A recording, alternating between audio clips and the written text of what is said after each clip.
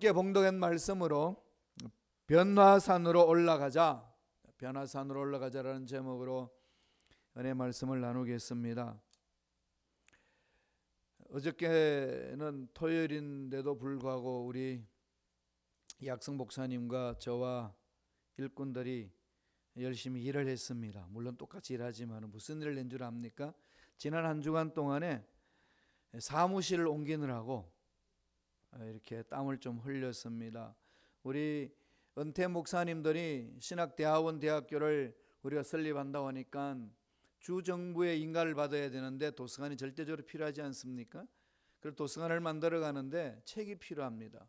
그래서 책을 좀 기증해 주시라고 말씀을 드렸더니 여기저기에서 책을 기증해 주셨어요. 1700권, 1500권 이러면서 이렇게 기증을 해 주셨고, 그 기증을 하면서 해 주시는 걸 보면서 우리들 아주 너무 감격하고 기쁨이 있었습니다. 그래서 열심히 우리가 가서 이 책을 가지고 와서 정리하고 컴퓨터에 도서관답게 입력하고 그 작업을 했습니다. 저도 그 은퇴 목사님들이 책을 기증하시는 모습을 보면서 저도 어차피 나중에 은퇴할 건데 미리 기증하자. 그래서 그냥 제 책 다 있는 거 다 그냥 우리 학교에다 기증했습니다. 독일에서 비싼 돈 주고 싼 거, 한국에서도 비싼 돈 주고 산 거 다 했는데 한번 얼추 계산해 보니까 약 10만 불이 돼요. 그래서 그걸 다 우리 학교에다가 기증하자. 어차피 나중에 늙어서 기증하지 말고 지금 기증하자. 이래봬도 아직 젊습니다. 그래서 기증을 하고 책을 이렇게 하나씩 정비하고 있습니다. 그래서 지금 제 사무실이 어디로 갔느냐? 옛날 당회 하던 회의실이었던 그곳, 중보기도실, 또 새신자 교육실이었던 곳으로 제가 사무실을 옮기고, 제 사무실은 도서관으로 이렇게 꾸몄습니다. 그래서 제1도서관이에요. 제1도서관이고, 그 다음에 도서관이 있던 저기는 제2도서관이고, 그 다음에 2층에는 제3도서관으로 우리 교회의 도서관이 3개가 있습니다.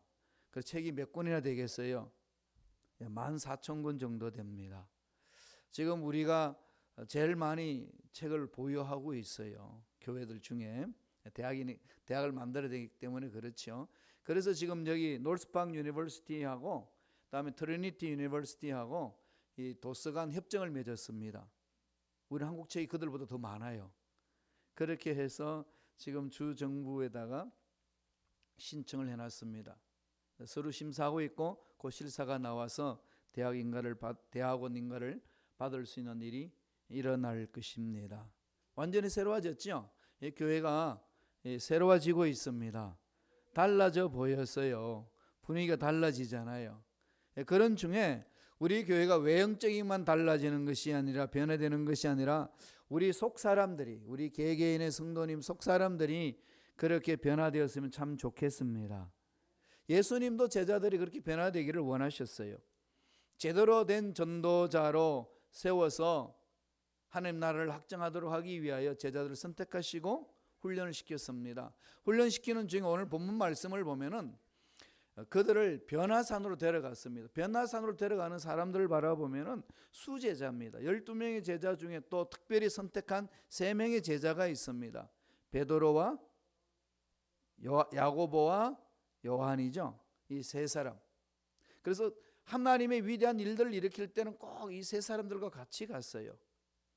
회당장 야이로의 딸을 살릴 때도 이들을 데리고 가셨고, 겟세마네 동산에서 십자가의 권을 앞두고 기도하실 때도 이들을 데리고 갔습니다. 꼭 옆에서 함께 기도하고 신앙생활을 할 수 있도록 특별히 주님의 그 은총 안에서 훈련을 시켰습니다. 오늘 변화산에도 이들만 데리고 갔어요. 3사람 데리고 갔습니다. 왜 그랬을까요? 아무도 모르죠. 주님 마음이에요. 주님이 데리고 가신 겁니다. 주님도 편애하시네. 그럴 수 있을런지 모르지만은 하나님의 놀라운 역사를 이루시기 위하여서 마음에 합한 일꾼들을 선별하여서 그 일에 동참을 시켰습니다. 그리고 훈련을 시켰었어요. 중추적인 역할을 감당하도록 하기 위하여 집중적으로 그들을 훈련시켜 나갔습니다. 오늘 세 제자들이 변화산이라는 곳에 올라갔는데 그 변화산 올라가지고 정말로 놀라운 것들을 체험을 합니다. 이 변화산에서 제자들이 신비한 것을 체험하도록 하게 하신 주님의 숨은 뜻이 뭘까요? 왜 이 세 제자를 데려가시고 변화산에서 정말로 놀라운 신비로운 것들을 체험하게 하셨을까요? 그것은 하나님의 뜻을 올바로 깨달아서 그 뜻대로 살아내라고 하는 주님의 메시지 아니겠습니까? 주님이 가르치시기 위해서 변화산에 그들을 데리고 가셨고, 부활을 체험한, 부활의 신앙을 갖고 있는, 부활의 권능을 우리가 믿고 따라가는 저와 여러분에게도 오늘 주님은 귀한 가르침을 허락해 주시는 줄로 믿습니다. 변화산의 사건, 주시는 메시지가 뭘까요? 첫째로 변화산을 통해서 부활을 확신하는 신앙을 갖도록 만들어 줬습니다. 부활의 확신, 부활에 대한 신앙을 갖는 거죠. 우리가 지난주에 부활신앙, 부활이 무엇인지를 우리가 연합예배를 통해서 말씀을 봤습니다. 부활이 뭔가요? 한마디로 죽음을 죽이는 사건이잖아요. 역설적인 거죠. 죽임을 죽이니까 생명이 있습니다. 다 끝났다고 하는 그곳에 끝난 것이 아니라 새롭게 하나님이 원하시는 일들을 새롭게 일으켜 세우신다. 그 메시지입니다. 이것은 부활신앙을 믿는 저와 여러분 신앙생활에 늘 적용이 돼야 된다는 거죠. 그냥 부활절에 계란 까먹고 주님 부활하셨습니다, 새벽 일찍 나와서 연합 예배 드리고 이걸로 끝나는 것이 아니라, 부활을 믿는다면 지금 이 순간, 아니 삶의 전선 속에, 삶의 영역 속에 들어가셔서 구체적으로 부활의 능력을 맛볼 줄 알아야 됩니다. 부활을 드러내는 삶이죠. 안 되는 것을 주님을 모심으로 그 상황 속에 들어가서 되게 만드는 겁니다. 부활의 신앙은 그런 걸 말하는 거예요. 지금 안 된다고 내려놨던 문제들, 누가 안 된다고 그랬는지 한번 점검해 보시기 바랍니다.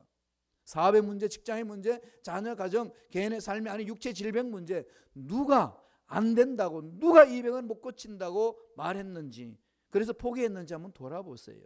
하나님이 말씀하셨는지 아니면 환경이, 내 이성이, 경험이, 사람들이 그렇게 말하고 있는 건지. 우리는 누구를 따라가야 되나요? 예, 다 하나님이죠. 전능하신 하나님을 따라간다면 하나님 하신 말씀에 우리는 순종하고 가야 되지 않습니까? 예, 부활신앙 뭘 말하나요? 죽으면 죽었다, 주님이 승리하셨다, 안 된다고 포기하지 말고 주를 바라보며 일어서서 달려가라, 그 메시지입니다.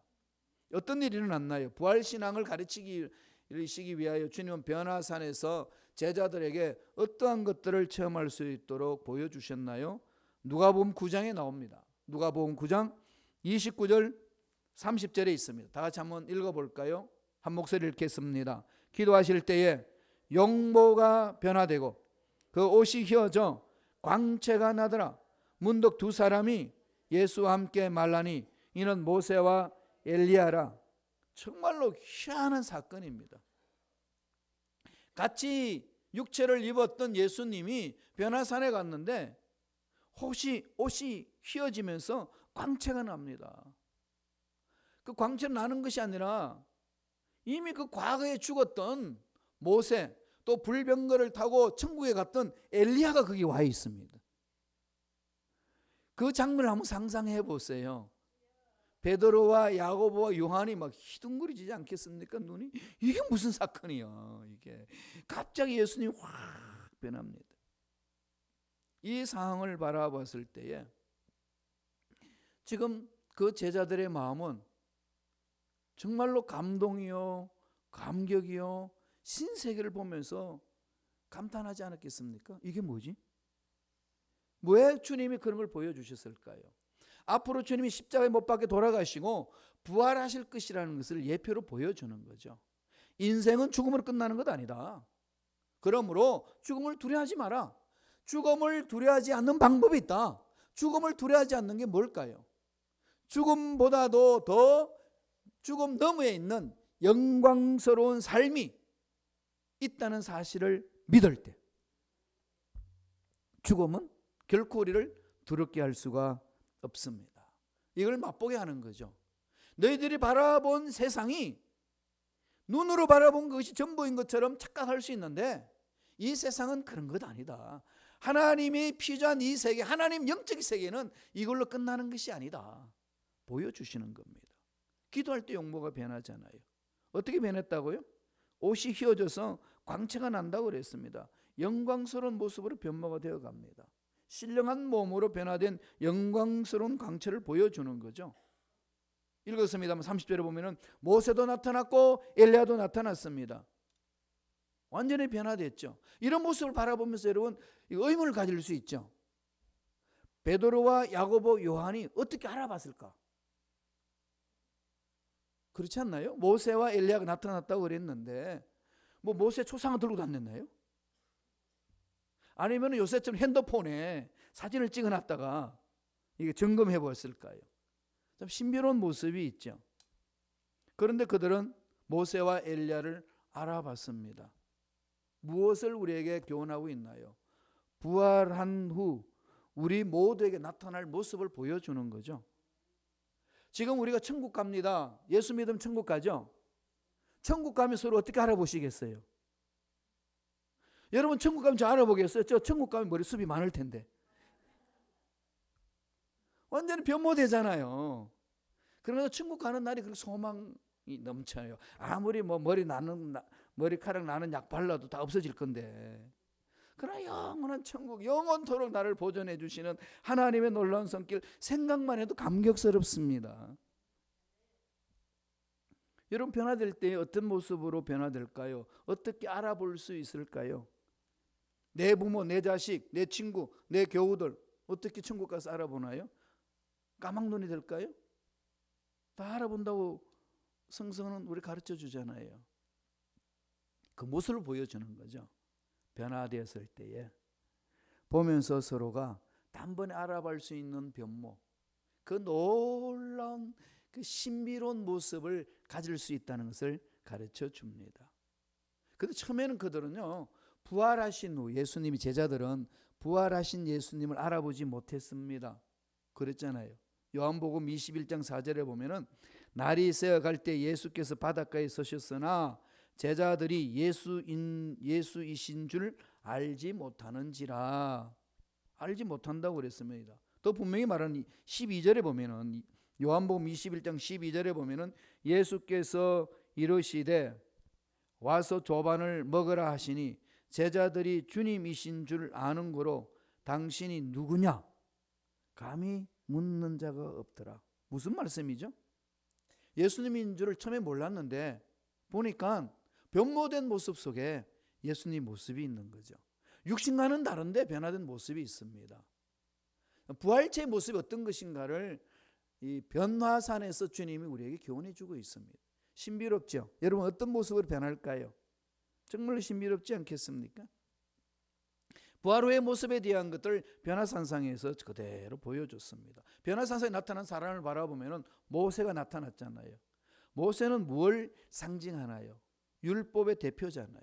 십계명의 시내산에서 율법을 받은 자죠. 엘리야는 누구의 대표자죠? 예, 구약에서 선지자의 대표자입니다. 능력의 선지자 아니겠습니까? 이런 모습들이 다 정확히 알아볼 수 있는, 주님을 맞이할 때의 그 대표자들이 다 알아볼 수 있게끔 영접하는 그 놀라운 은혜가 임할 것이라는 것을 이 변화산에서 먼저 예표로 보여주는 겁니다. 그러니까 제자들에게 교훈하는 거죠. 이제 내가 십자가에 죽을진데 그걸로 끝났다고 생각하지 마라. 반드시 이 모습과 같이 부활할 것이다. 그 말씀은 인생에서 안 된다고 생각했던 그것들 주님의 능력 안에서 다 해결되는 역사가 일어난다. 두려워하지 말고 믿고 가라. 믿음에 대해서 강조를 지금 해주는 말씀 아니겠습니까? 부활에 대한 확신. 부활을 믿습니까? 부활을 정말 믿습니까? 그럼 부활은 뭐죠? 죽음을 죽인 사건입니다. 이 세상에서 가장 두려운 존재가 뭔가요? 죽음이잖아요. 분리가 되잖아요. 볼 수 없는 존재가 되는 것에 대해서 다 거기에 대한 두려움이 있습니다. 아니 살아있을 때 그까짓 건 죽어버리면 되지 뭐가 두렵단 말인가, 그런 말을 한다 할지라도 마지막 죽음 앞에서는 다 뜹니다. 죽음의 준비가 잘 된 사람은 그 부분에 대해서 기쁨으로 맞이할 수 있지만은 그게 준비가 안 된 사람은 그렇게 용감한 사람이라고 그런다 할지라도 뜬다는 겁니다. 그 임종을 지켜본 사람들이 다 이구동성하는 말입니다. 그만큼 인생에게 죽음은 두려운 존재예요. 그런데 우리가 믿는 예수님은 이 죽음을 죽여버렸습니다. 죽음을 끝내버렸습니다. 역설적으로 주님은 그래서 죽음을 죽여버리시고 부활하신 분이십니다. 이 부활의 신앙을 믿는다면 이 세상 살아나갈 때 일어나는 문제로 인하여서 우리가 좌절하거나 낙심해야 될 일은 없다는 그 메시지입니다. 오늘 변화산에서 신령한 몸으로 변화된 예수님 모습 바라보시고 이렇게 부활하신 주님을 믿고 있는 저와 여러분 삶 속에 부활의 능력으로 힘있게 살아가는 일꾼들 되시길 간절히 축원합니다. 중요한 부분이에요. 이 부활신앙 잊지 마세요. 늘 두려움 있게 있으면 주님이 부활하셨다, 주님이 다 이루셨다 외치시면서 승리하셔야 됩니다. 누리셔야 되는 겁니다. 두 번째, 어떤 메시지가 있나요? 변화산을 통해서 주시는 메시지는요, 머무르지 않는 신앙입니다. 그 자리에 머물지 말라는 겁니다. 여기가 좋사오니 이대로 가겠습니다, 이렇지 않다는 겁니다. 이제 할 만큼 했으니까, 나이도 들었으니까 여기서 이 정도로 이렇게, 그런 생각을 갖지 말라는 거예요. 우리 권사님, 우리 장로님, 연세 드신 우리 집사님 도전합니다.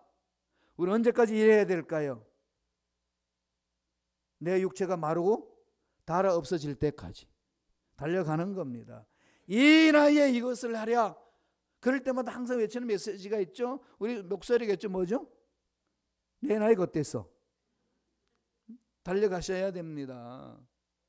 스스로 하나님의 능력을 제한하지 마세요. 여러분 아브라함 보세요. 사라 보세요. 이 시대에 와가지고 그런 꿈을 가지고 나간다면 모두가 뭐라고 그러겠습니까? 할아버지 정신 차리시라고. 왜 그러시냐고. 할머니가 먼저 정신 차려야지. 할아버지가 못 모르게 애기 낳겠다고 그러지만은 애기 낳는 건 할머니잖아. 할머니가 어떻게 애기 낳겠어. 정신 좀 차리라고. 충분히 그럴 수 있는 상황이지만은 아브라함은 하나님의 약속을 받고 자기 스스로 하나님 능력을 제한하지 않습니다. 이게 믿음이라는 거죠. 오늘 변화산상에서 주님이 교훈하시는 메시지는 그겁니다. 머무르지 말라. 스스로 하나님의 능력을 제한하지 말라. 너의 경험, 너의 위치, 너의 상황을 계산을 해서 이 상황 속에만 일어난다라고 하는 생각을 버려라. 아무리 좋은 것이 있어도 그것에만 머물러 있지 말고 오직 전능하신 하나님을 바라보며 일어나라는 그 메시지입니다. 말씀을 볼까요? 누가복음 9장 33절입니다. 다 같이 한 목소리로 천천히 읽겠습니다. 두 사람이 떠날 때에 베드로가 예수께 여짜오되 주여 우리가 여기 있는 것이 좋사오니 우리가 초막셋을 짓되 하나는 주를 위하여 하나는 모세를 위하여 하나는 엘리야를 위하여 하사이다 하되 자기가 하는 말을 자기도 알지 못하더라. 베드로가 지금 무슨 말하는지도 모르면서 그냥 하는 거예요. 주여 여기가 좋사오니 이대로 있게 하소서. 모세도 초막을 하나 짓고 엘리야도 하나 짓고 예수님도 짓고 초막셋 짓고 재밌게 삽시다. 뭐가 초막이 모세한테 필요하고 엘리야한테 필요하나요? 지가 필요하지. 모든 것이 사람들이요 신앙생활을 할 때 자기 중심이에요. 자기 중심입니다. 그래서 그냥 여기가 좋사오니 이대로 있겠습니다. 이랬을 때에 주님은 그 모든 부분에 있어서 새로운 메시지를 이전에 이미 던져주시면서 이끌어줍니다. 가만히 보세요. 모세하고 엘리야하고 예수님하고 대화 나누는 내용이 뭔지 압니까? 지금 베드로는 너무 좋아가지고 여들이 이대로 있겠습니다 그러는데 그 상황 속에서 예수님이 나누는 대화가 9장 31절에 기록되어 있습니다. 그 이전에 있죠. 33절 이전에 누가복음 9장 31절 다 같이 한번 읽어보겠습니다. 천천히 읽습니다. 영광 중에 나타나사 장차 예수께서 예루살렘에서 별세하실 것을 말할세. 십자가를 준비하는 거죠. 하나님의 뜻을 준비합니다. 우리가 신앙생활을 해나갈 때에 우리가 착각하기 쉬운 것이 여기입니다. 좋은 것을 찾아다닙니다. 좋은 걸 찾아다니죠. 하나님은 좋으신 분이기 때문에 좋은 걸 주시는 분이셔요. 그래서 좋은 걸 우리는 구해야 됩니다. 하나님 복의 근원이 있어요. 복의 근원이신 아버지께 복을 달라는 것은 기복이 아닙니다. 복의 근원 대신 하나님을 찾는 게 그건 기복이 아니에요. 뭐가 기복인가요? 왜 복을 구하는지 모르고 복 달라는 거. 그게 문제잖아요. 건강을 주셨어요. 돈을 주셨습니다. 명예를 주셨습니다. 그것이 자기만을 위해서 살아간다면 자기만을 살기 위해서 인마에 포켓하기 위해서 하는 게 복을 구하는 것, 그것은 기복이에요. 그럼 복 자체를 구하는 게 기복이 아닙니다. 복을 구하되 하나님 영광을 위해서, 이웃을 위해서, 하나님이 나를 위해서 내놓고 섬기고 나눠주는 삶, 그 삶을 위해 복을 구하는 것은 합당한 삶이라고 성서는 우리에게 가르쳐 줍니다. 그럼 정확히 깨달아야 된다는 거죠. 늘 주님이 말씀하죠. 오늘 우리 주부에 암송하신 말씀, 암송할 말씀도 그거예요. 내 말이 너희 안에 있고 너희가 내 안에 있고 그러면 무엇이든지 원하는 대로 구하라. 무엇이든지 원하는 대로 구하라. 단 내 말이 너희 안에 있고 너희가 내 안에 있을 때, 오직 주 안에서 주님 뜻 안에서 구하라는 그 메시지죠. 지금 베드로는 주여 여기가 좋사오니 이대로 있겠습니다, 이게 외치는 그 상황 속에 무슨 말 하는지도 모르고 외치는데 그 이전에 이미 서로 대화 중에 나오는 말씀이 9장 31절에 있습니다. 영광 중에 나타나사 장차 예수께서 예루살렘에서 별사실 것을 말할세. 갈보리 고난이 있다는 거죠. 부활의 영광을 보기를 원하느냐? 갈보리 고난이 있다. 사람은 그저 고난 팽개치고 잘 되는 것에만 갑니다. 이렇게는 일어나지 않습니다. 주님 뭐라고 그러시나요? 먼저 그 나라와 그 의를 구하라. 그럼 이 모든 것에 더 넘치도록 채워주시리라. 우리는 넘치도록 채워주는 것에만 집중하지만은 주님은 늘 그것에 대해서 방향을 돌리게 합니다. 어디로 돌리게 하나요? 먼저 그 나라와 그 의를 구하라. 내 영혼이 잘된 같이 범사가 잘되고 강건하기를 간구하노라. 하나님의 뜻의 문제고 영혼의 문제라는 겁니다. 먼저 부활의 영광을 맛보기 위해서는 저와 여러분들은 늘 갈보리 고난을 맛봐야 됩니다. 따라서 이건 지금 이 세상에서 당하는 고난, 이것 때문에 그냥 주저앉지 말라는 거죠. 이 고난을 어떻게 극복하나요? 이 고난 후에 있을, 십자가 이후에 있을 주님의 부활의 영광을 바라보고 그 부활의 영광을 가지고 이 고난받는 세상에 들어오는 겁니다. 영원히 천국에서 주님과의 더불어 살 것을 바라보면서 천국 소망을 갖고 이 세상에 지금 여기에서 그 능력으로 살아가는 것이 부활의 소망을 가진 자요, 이 땅에 머무르지 아니하고 날마다 천국 소망을 바라보며 살아가는 삶인 줄로 믿습니다. 여러분, 그 소망이 없으면은요, 이 세상에서 어떤 방법으로도 이겨낼 수가 없습니다. 천국 소망이 넘쳐나야 힘들고 어려운 상황 속에서도 믿음으로 이 어려움을 인내하며 극복할 수 있습니다. 그러므로 저와 여러분들은 천국 소망을 갖고 아버지 말씀을 부여잡을 때에 그 말씀이 이해가 되든 이해되지 않든지 간에 순종하면 됩니다. 순종하면은 하나님은 그 믿음 보시고 일들을 이루어 주십니다. 창세기부터 요한계시록까지 하나님 앞에 쓰임받은 일꾼들 바라보세요. 하나님 명령하는 명령이 인간의 이성으로 이해가 되나요? 이해 안 됩니다. 어떻게 아브라함에게 아기를 낳으라고 100세가 된 할아버지가 아기를 낳겠다고 달려듭니까? 90세 된 할아버지가 어떻게 아기를 낳을 수 있다고 이야기를 합니까? 비도 오지 않는데 방주를 만들려고 하는 그 명령에 어떻게 순종할 수 있습니까? 전혀 이해할 수 없습니다. 전쟁 치러 나가는데 성가대를 먼저 앞장세워 나가지고 전쟁 치러 갑니다. 전쟁 무기가 준비가 되어 있지 않는 상황 속에서 전쟁 치러 내보내는데 성가대를 앞세 내옵니다. 여리고성, 도저히 무너뜨릴 수 없는 그 성을 어떻게 무너뜨리게 하십니까? 놀라는 겁니다. 이해되나요? 이해 안 됩니다. 우리가 상식적으로 이해하고 내가 올바르게 그것을 깨닫고 움직이면 하나님의 기적 맛보지 못합니다. 어떻게 해야 되나요? 주님의 말씀이라면 순종하며 나아가야 될 줄로 믿습니다. 말씀을 붙드세요. 약속의 말씀을 붙드세요. 인간이 이해 호소하지 말고 하나님의 아버지께서 약속하신 이 말씀은 믿고 구하는 자에게는 반드시 그대로 될 줄로 믿습니다. 믿고 달려가는 거예요. 환경 보고 가는 거 아닙니다. 내 위치 보고 가는 것 아닙니다. 내가 할 수 있을 만하니까 믿습니다 가는 건 믿음 아니에요. 그건 누구나 그렇게 할 수 있습니다. 믿음의 세계는 그렇게 일어나는 것이 아니라 환경과 상관없이 하나님 명령에 순종하며 약속을 부여잡고 나아가는 것이 믿음입니다. 아무리 그 자리에 좋아도, 아무리 그 자리에 어려워도 뒤로 물러서거나 그 자리에 주저앉지 마시고 앞으로 달려나가는, 주님의 능력을 믿고 달려가는 믿음의 일꾼들 되시길 간절히 축원드립니다. 마지막 세 번째로 변화산을 통해서 보여주시는 메시지는 그리스도만 바라보라는 신앙입니다. 오직 주만 바라보라는 거예요. 이민생활 힘들고 어려우시잖아요. 자녀들 시주한 다 보냈더니 두 다리 쭉 뻗고 살 것 같았는데 그렇지가 않습니다. 이게 우리 인생살이 아니겠습니까? 그럼 이런 상황 속에서 어떻게 힘있게 살아갈 수 있나요? 그럴 때마다요, 주를 바라보는 겁니다. 답이 없다는 이 세상에 주님은 답을 가지고 만나 주십니다. 그래서 오늘 변화산을 통해서 주는 메시지는 그리스도만 바라보는 신앙을 가지라는 겁니다. 그리스도만 바라보라. 왜 그 말씀을 하실까요? 누가복음 9장 35절 36절이에요. 다 같이 읽겠습니다. 한 목소리 읽습니다. 구름 속에서 소리가 나서 이르되 이는 나의 아들 곧 택함을 받은 자니 너희는 그의 말을 들으라 하고 소리가 그침에 오직 예수만 보이더라. 제자들이 잠잠하여 그 본 것을 무엇이든지 그때에는 아무에게도 이르지 아니하니라. 오직 예수만 보인다는 거죠. 무엇을 지금 강조하나요? 변화산에서의 주인공은 누구죠? 예수님이에요. 그걸 말씀하잖아요. 우리 신앙생활의 주인공은 누구죠? 예수님.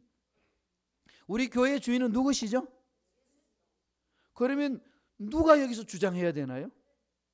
예수님이 주장해야죠.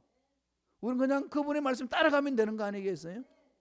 그럼요. 예수님 제쳐놔놓고 김 목사가 이렇게 가자 저렇게 가자 하면 따라오면 되나요? 왜 대답이 없어요? 안 돼요. 따라오면 안 돼요. 날마다 하나님의 뜻을 바라보면서 주님의 명령인지 아닌지를 먼저 확인하셔야 됩니다.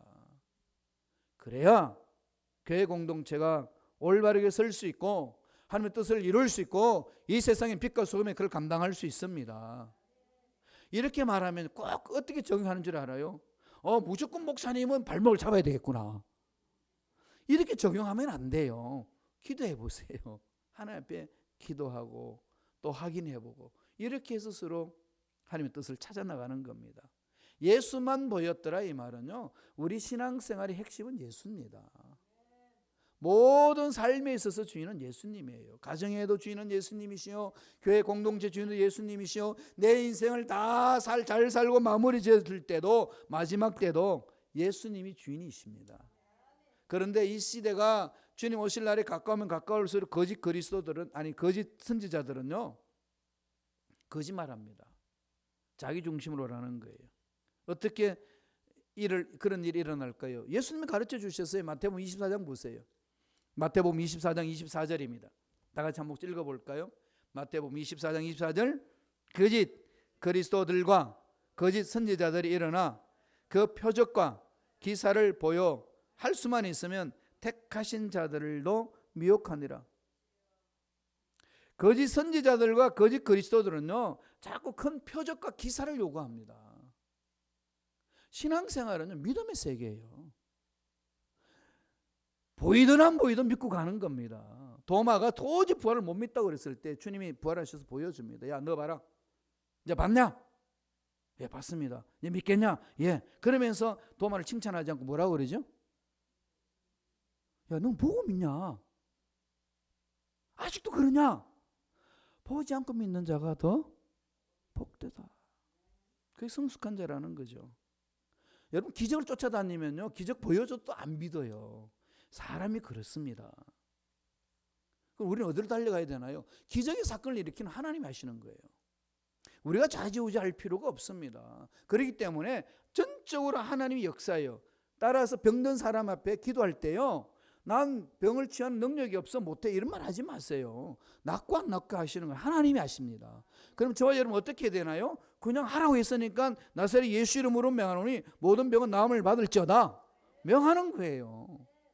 안 나으면 어떡하죠? 그건 내 할 일 아니에요. 두려워하지 마세요.